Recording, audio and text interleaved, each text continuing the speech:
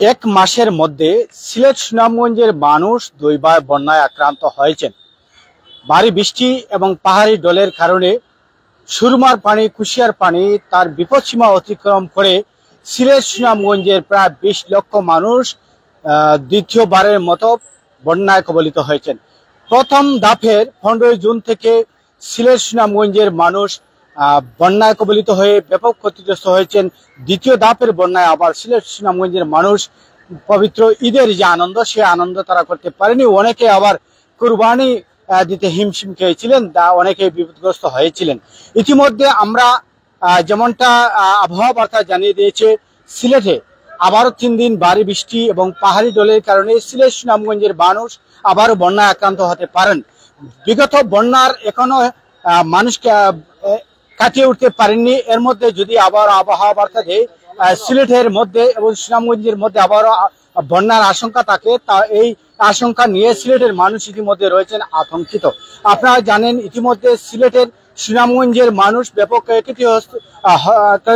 ক্ষতি হয়েছেন এবং এই বন্যায় বাংলাদেশ সরকারের পক্ষ থেকে এবং প্রধানমন্ত্রীর পক্ষ থেকে ত্রাণ সামগ্রী বিতরণ করা হচ্ছে। বাংলাদেশ পুলিশ, বিজিপি, র্যাব, সেনাবাহিনী, নৌবাহিনী সহ বিভিন্ন সামাজিক সংগঠনের নেতৃবৃন্দ ইতিমধ্যে বন্যা কবলিত মানুষের পাশে এসে তারা দাঁড়িয়েছেন এবং অনেক প্রবাসী সংগঠনও ইতিমধ্যে আমরা দেখছি বন্যা কবলিত মানুষের পাশে শুকনো খাবার সহ বন্যার ত্রাণ সামগ্রী পৌঁছে দিচ্ছেন। ইতিমধ্যে আমরা কয়েকটি চ্যানেলে সিলেটের কিং ব্রিজের নিচ থেকে সুরমার পার থেকে যুক্ত হয়েছি। আমাদের সাথে এই মুহূর্তে যারা যুক্ত হয়েছেন, কে কোথায় থেকে যুক্ত হয়েছেন, কোন দেশ থেকে বা কোন রাষ্ট্র থেকে যুক্ত হয়েছেন, আপনাদের মতামত আমাদের সাথে আপনারা তুলে ধরতে পারেন এবং সিলেটের বাইরে যারা যুক্ত হয়েছেন আপনার জেলার বর্তমান পরিস্থিতি এবং আপনার উপজেলার পরিস্থিতি আমাদের সামনে কমেন্টস বক্সে নিয়ে আসতে পারেন। ইতিমধ্যে আমরা সিলেট সুরমার যে পানির কথা বলছিলাম, ইতিমধ্যে আপনারা জানেন সুরমার পানি যদিও বাড়ছে না, কিন্তু আবহাওয়া বার্তা যে মেসেজ দিয়েছে ভারী বৃষ্টি এবং বন্যা পাহাড়ি ঢলের কারণে ইতিমধ্যে সুরমার পানি যদিও বাড়ছে না, কিন্তু এই সিলেটের মানুষ বৃষ্টির কারণে ঘর থেকে বাইরে হতে পারছেন না এবং বিগত বন্যার কারণে সিলেটের বিভিন্ন রাস্তাগুলা ইতিমধ্যে ভাঙন দিয়েছে, যার কারণে যোগাযোগ কিছুটা বিঘ্ন ঘটছে।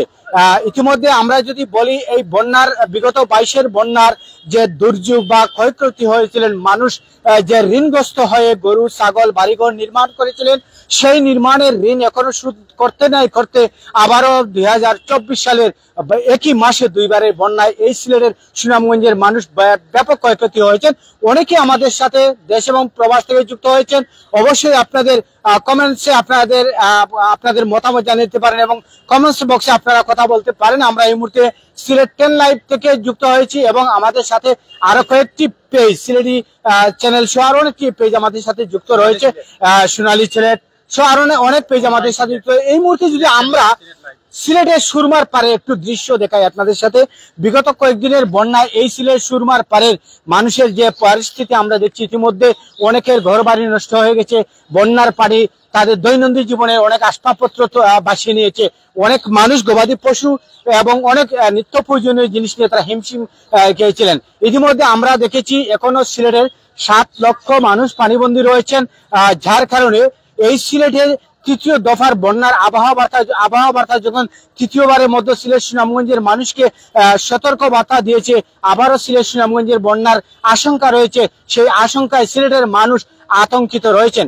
এই সিলেটের নাগরিকরা যেমনটা বলছেন যে এই সিলেটের নাগরিক যেমনটা ভাবছেন, এই সুরমা নাব্যতা হারানোর কারণে কিংবা আমাদের রাষ্ট্রপতির যে রাস্তা এটি করেছেন ইতনা মিঠাবনের রাস্তা, সেই ইতনা মিঠাবনের রাস্তার জন্য সিলেট সুনামগঞ্জের মানুষ বন্যায় আক্রান্ত হচ্ছেন, এমনটাই সিলেটের বা সুনামগঞ্জের মানুষ ধারণা করা হচ্ছে। বিগত কয়েকদিন পূর্বে আমরা দেখেছি বাংলাদেশ সরকারের মাননীয় প্রতিমন্ত্রীগণ এই সিলেটে এসেছেন। বাংলাদেশ আওয়ামী লীগের সাংগঠনিক সম্পাদক পাট বস্ত্র মন্ত্রী যিনি জাহাঙ্গীর কবির নানক কিন্তু সিলেটে এসে তিনি ঘুরেছেন এবং মাননীয় প্রধানমন্ত্রীর পক্ষ থেকে সিলেট সুনামগঞ্জের মানুষকে যে বার্তা দিয়েছেন, যদি ইতনা মিঠাবনের রাস্তার জন্য সিলেট সুনামগঞ্জের মানুষ বন্যা কবলিত হয়ে থাকেন, সেই বিষয়ে তারা একটি টিম গঠন করে তদন্ত করবেন। তদন্ত সাপেক্ষে যদি দেখা যায় ইতনা মিঠাবনের কারণে এই সিলেটের মানুষ, এই সুনামগঞ্জের মানুষ বন্যায় আক্রান্ত হয়ে থাকেন, সে বিষয়ে মাননীয় প্রধানমন্ত্রী একটি বৃহৎ পদক্ষেপ গ্রহণ করবেন এমনটাই তিনি জানিয়েছেন। এবং মাননীয় মন্ত্রী যেমনটা বলেছেন, এই সিলেটের নদীর নাব্যতা হারানোর কারণে সিলেটের পানির যে সুরমার পানি তার ধারণ ক্ষমতা অতিক্রম করে সিলেট সুনামগঞ্জের বিভিন্ন উপজেলায় পানি প্রবেশ করে ভারতীয় পাহাড়ি দলের কারণে এই সিলেটের মানুষ বিভিন্নভাবে আক্রান্ত হচ্ছেন। তো এমনটাই যদি হয়ে থাকে, আমরা ইতিমধ্যে দেখছি সুরমার পারে অনেক দর্শনার্থী কিংবা আমাদের এই সিলেটের সচেতন নাগরিক বৃন্দ রয়েছেন, তাদের কাছে একটু পরামর্শ জানবো বা তারা এটা কেমন ভাবে দেখছেন এই বিষয়ে আমরা তাদের কাছ থেকে কিছু জানতে চাই। এই যে সিলেটের বন্যার মূল কারণটা আপনারা কেমনটা ভাবছেন? সিলেটের যে মূল বন্যা হচ্ছে বা সুনামগঞ্জে বন্যা হচ্ছে, এই বিষয়টা মূল কারণ কি ভাবছেন আপনি? বিসমিল্লাহির রহমানির রহিম। আসসালামু আলাইকুম। দেশ এবং প্রবাসী যারা আমার দেখলো আপনার ওই সিলেট 10 লাইভ যারা চ্যানেল যারা সবাই ধন্যবাদ, আমার সুযোগ করে দেওয়ার জন্য সবাই ধন্যবাদ জানাই। সিলেট 10 লাইভ সবাই ধন্যবাদ জানাই। বন্যার যে পরিস্থিতি বর্তমান, বন্যা আমি মনে করি 64 জেলার মধ্যে সিলেটের অবস্থা খুবই করুণ। আমাদের বৃহত্তর সিলেটের মধ্যে সুনামগঞ্জের অবস্থা আরো করুণ। আপনি গত মাসের 15 জুন থেকে 15 জুন যে বন্যার পরিস্থিতি বন্যা শুরু হয়েছিল, কোম্পানিগঞ্জ, গোয়াইনঘাট, জৈন্তা, খানাইঘাট, জকিগঞ্জ, সিলেট সিটি কর্পোরেশন বিভিন্ন এলাকা অর্ধেক ওয়ার্ড প্রায় বন্যার নিচে, পানির নিচে। অনেকে ঘর বাড়ি পালঙের উপরে, আমি দেখা মতো পালঙের উপরে রান্না বান্না করতেছে ভাই। অনেকে কুরবানি দেয় নাই, দ্বিতীয় দিন, তৃতীয় দিন, চতুর্থ দিন পর্যন্ত কুরবানি দিচ্ছে। আমার এলাকা, আমার বাসা, আমি আল্লাহ দিলে আপনাদের দোয়ায় বাসা হওয়ায় আমি পার্কিং মাঝে কুরবানি দিছি এবার। আর আমার এলাকা অনেক কারণটা হচ্ছে গিয়া মূলত হচ্ছে গিয়ে আপনার পাহাড়ি ডল, ইন্ডিয়ার পাহাড়ি ডল সুনামগঞ্জের চেরিকপুঞ্জি থেকে অনেক পানি ডলে জড়ে হচ্ছে। ওই দিক দিয়ে আপনার আসামের ওই দিক দিয়ে পানি ধরছে, তারপরে আপনার জাফলং এর ওই দিকে পানি যেবারে মানে ইন্ডিয়া যেভাবে পানিটা ছাড়ছে, পাহাড়ি দশেও কিছু ডলেও কিছু পানিটা মানে জো হচ্ছে। আর আরেকটি সবচেয়ে বড় কারণ, অনেকে বলতেছে পানি বিশেষজ্ঞ বা উন্নয়নে, অনেকে পানি বোর্ড উন্নয়নের আমার কিছু পরিচিত লোক ওনারা বলছিল যে সবচেয়ে মানে মূল কারণটা হচ্ছে গিয়ে আপনার আগের রাষ্ট্রপতি আপনার মিটামরের রাস্তা, ওইটাই মূল কারণ। 47 কিলোমিটার রাস্তা, ওইটা যদি অন্য বাজে ডিভাইড করে দেওয়া হয়, আমি মনে করি সিলেট বিভাগের এই বন্যা পরিস্থিতি মানে থাকবে না। আরেকটা হইল গিয়া সাবেক পররাষ্ট্রমন্ত্রী একে মুমিন সাহেব বলছিলেন মানে নদী খনন হবে বা হবে, সুরমা খনন বা আপনার কুশিয়ারা বা আপনার মনু নদী বা বিভিন্ন, এখনো পর্যন্ত কোনো মানে পরিকল্পনা মন্ত্রণালয় প্রস্তাব হয়েছিল, জানি না ও সরকারের এখন বর্তমানে কোথায় মানে কি ধরনের কোনো হয়েছে। এটা মানে সুদূর প্রসারে করতে হবে, 10 বছর বা 15 বছর লাগে হলে আমি মনে করি এটা মানে হবে। বর্তমানে যে সিচুয়েশন ভাই, মানে বর্তমান পরিস্থিতির উপরে যে প্রতি বছর এভাবে মানুষ নিঃস্ব, ঘর বাড়ি, হাজার হাজার মানুষের ক্ষতিগ্রস্ত হচ্ছে, হাজার হাজার মানুষের ঘর বাড়ি নষ্ট হচ্ছে। আমার জানা মতে ভাই আমি দেখছি অনেক পরিবার নিঃস্ব, অনেক পরিমাণে। সরকার থেকে কয়েকদিন আগে আপনার ওই পাট ও বস্ত্রমন্ত্রী সিলেট বিভাগে দায়িত্বে আছেন অ্যাডভোকেট জাহাঙ্গীর কবির নানক সাহেব আসছিলেন, মাওলা হানিফ সাহেব আসছিলেন, তার বাদে আপনার ওই দপ্তর সম্পাদক উনি সাংগঠনিক আহমদ হোসেন সাহেব আসছিলেন, বিপ্লব বড়ুয়া সাহেব দপ্তর উনিও আসছিলেন। আসিয়া পরিস্থিতি দেখা সুনামগঞ্জের লাগে কিছু বরাদ্দ দিয়ে গেছে, সিলেটের লাগে কিছু অনেক ত্রাণ বরাদ্দ হয়েছে আপনার ত্রাণ। আমি মনে করি ভাই ওইগুলা যথেষ্ট না। আমরা যারা আপনার বিত্তশালী আছে বা যারা বর্তমানে যারা মোটামুটি একটা ভালো অবস্থান আছে, তারাও মানে দেখতো খালি সরকারের পক্ষ থেকে এগুলা দিলে হবে না। ব্যক্তিগত উদ্যোগে অনেক মানে প্রবাসী আছে, অনেক লন্ডন, আমেরিকা, কানাডা, সিলেটে তো অনেক মানুষ এখন আছে, লন্ডন, বৃহত্তর সিলেটের মানুষ আপনার মিডল ইস্টে আছে, ওরা সবই সাহায্য সহযোগিতা করলে আমি মনে করি পরিস্থিতিটা মোটামুটি একটু হয়ে উঠবে। আর যতটুকু জানি আপনার পাহাড়ি দোষে আরো 3 জন মানুষ ক্ষতিগ্রস্ত হয়েছে বা নিহত হয়েছে, ওদের আত্মার মাগফিরাত কামনা করি। প্রিয় দর্শক, আমরা একজন নাগরিকের সাথে কথা বলছিলাম, তিনি যেমনটা বলছিলেন এই সিলেটের মূলত নদীর নাব্যতা হারানো এবং ইটনাবনের রাস্তার কারণে মূল কারণ হয়েছে। আমরা দেখেছি ইতিমধ্যে সরকারের বিভিন্ন মন্ত্রী, এমপি, জনপ্রতিনিধি সহ মানুষের দুর্গড়া নিয়ে সরকারের ত্রাণ সামগ্রী পৌঁছে দিচ্ছেন। সিলেটের প্রবাসী মেয়র জনাব আনোয়ারুজ্জামান চৌধুরী এই বন্যা কবলিতর কারণে, সিলেটবাসী বন্যা কবলিত হওয়ার কারণে তিনি লন্ডন থেকে ছুটে এসেছিলেন সিলেটের মাটিতে।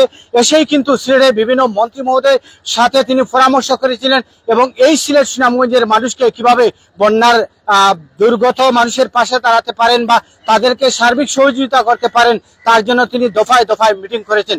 আরেকটি বিষয় আমরা যদি বলি, ইতিমধ্যে আপনারা দেখছেন সিলেটের সুনামগঞ্জের অনেক প্রবাসীরা তাদের ব্যক্তিগত তহবিল থেকে ত্রাণ সামগ্রী মানুষের দুর্গরায় নিয়ে পৌঁছে যাচ্ছেন, মানুষের ঘরে ঘরে তারা নিয়ে খাদ্য সামগ্রী পৌঁছে দিচ্ছেন। তবে একটি বিষয় আমরা যদি বলি, আসলে ইটনা মিঠাবনের নদী আর যে বিষয়টা বা রাস্তার বিষয়টা এসেছে, সেই বিষয়টা সম্বন্ধে আমরা বলতে চাই। ইটনা মিঠাবনের যে 47 কিলোমিটার রাস্তা নির্মাণ করা হয়েছে বাংলাদেশ সরকারের পক্ষ থেকে, সেখানে 22টি বড় ব্রিজ দেওয়া হয়েছে এবং 104টি ছোট বড় কালভার্ট এবং ব্রিজ দেওয়া হয়েছে। অর্থাৎ 47 কিলোমিটারের মধ্যে আমরা জানি 3 কিলোমিটার নদী এবং কালভার্ট দেওয়া হয়েছে। যদি আপনারা যারা বিশেষজ্ঞ রয়েছেন বা সচেতন মহল রয়েছেন, আপনারা যদি ইটনা মিঠাবনের রাস্তার পানির ব্যবধান দেখেন, তাহলে দেখবেন আমাদের সিলেট সুনামগঞ্জের পানি আর ইটনা মিঠাবনের যে পানির তেমন একটা ব্যবধান নেই।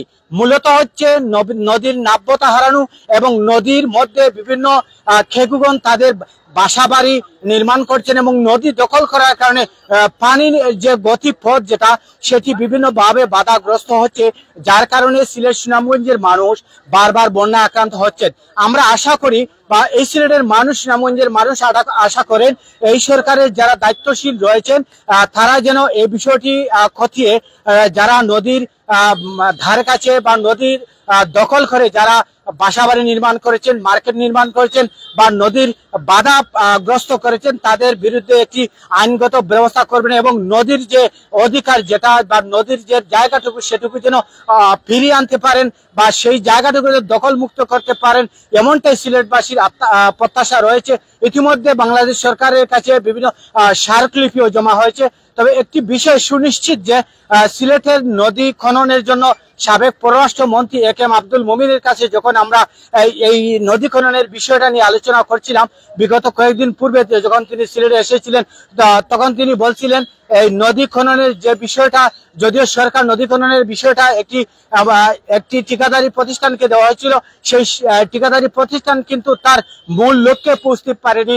তারা যেমনটা জানিয়েছে, সুরমার মধ্যে ব্যাপক পলিথিন পাওয়ার কারণে তারা খননটা দ্রুত গতিতে পৌঁছে দিতে পারেনি। তবে আগামী বন্যার আগে এই সিলেটের মূল যে নাব্যতা বা নদী খনন, সেই বিষয়টা তারা নিশ্চিত করবেন। বাংলাদেশ সরকারের মন্ত্রী মহোদয় এমনটা সিলেটের বিভিন্ন গণমাধ্যম সহ সিলেটের জনপ্রতিনিধি, বিভিন্ন সামাজিক সংগঠনের নেতৃবৃন্দ বা বিশেষ মহলের সাথে তিনি এমনটা আশ্বাস দিয়েছেন। এই মুহূর্তে লাইভে যারা যুক্ত হয়েছেন বা পরবর্তীতে যুক্ত হবেন, আজকের এই ভিডিওতে আপনি আপনাদের মতামত তুলে ধরতে পারেন, আপনার পরামর্শটুকু তুলে ধরতে পারেন এবং দেশ এবং প্রবাসে আমাদের এই ল্যাবটুকু প্রচারের জন্য যারা দীর্ঘ সময় আমাদের সাথে যুক্ত ছিলেন, সকলের প্রতি কৃতজ্ঞতা প্রকাশ করছি এবং পরবর্তীতে আমাদের এই ভিডিওটি অবশ্যই শেয়ার দিয়ে আর নতুন হলে আমাদের পেজ ভিজিট করে আসার জন্য উদাত্ত আহ্বান জানিয়ে আমরা সন্ধ্যা গড়িয়ে আসার জন্য এই মুহূর্তে লাইভ থেকে আমরা বিদায় নিচ্ছি। আবারও কোনো লাইভে আপনাদের সাথে কথা হবে, সুরমার পার থেকে কিংবা সিলেটের অন্য কোনো প্রান্ত থেকে আপনাদের সাথে কথা বলবো।